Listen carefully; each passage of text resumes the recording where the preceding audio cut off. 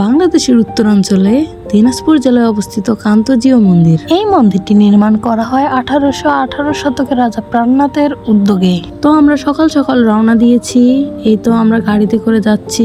কান্তজিউ মন্দিরের সব থেকে আকর্ষণীয় দিক হলো এর টেরাকোটা নকশা। এখানে রামায়ণ ও মহাভারতের অসাধারণ দৃশ্য ফুটে উঠেছে প্রতিটি ইটের গায়ে। প্রতিদিন অসংখ্য পর্যটক আসে এর সৌন্দর্য উপভোগ করতে। বিশেষ করে শীতকালে এখানে বেশি পর্যটক আসে। এক সময় এই মন্দিরের চূড়া ছিল 9টি, যা একে আরো রাজকীয় করে তুলেছিল।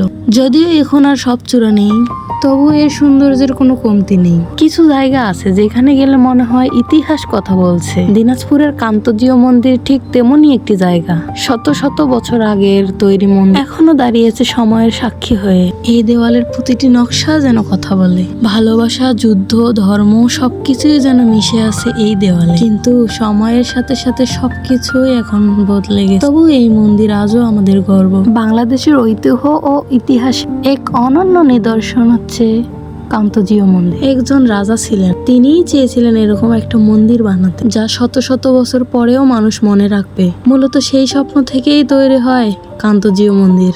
প্রতিটা ইট, প্রতিটা নকশা ছিল তার স্বপ্ন। দিন যায়, মাস যায়, শত শত বছর পেরিয়ে যায়, কিন্তু মন্দিরটি দাঁড়িয়েছে এখনো ঠিক আগের মতোই।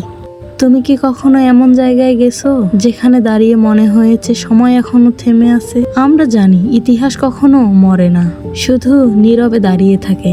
তুমি কি কখনো এসেছিলে এই ঐতিহাসিক কান্তজিউ মন্দিরে? তাহলে অবশ্যই আমাকে কমেন্ট করে জানাও। তো সবাই ভালো থাকবেন, এবং আমার ভিডিওটি ভালো লেগে থাকলে অবশ্যই লাইক, কমেন্ট, শেয়ার করে পাশেই থাকবেন। আল্লাহ হাফেজ।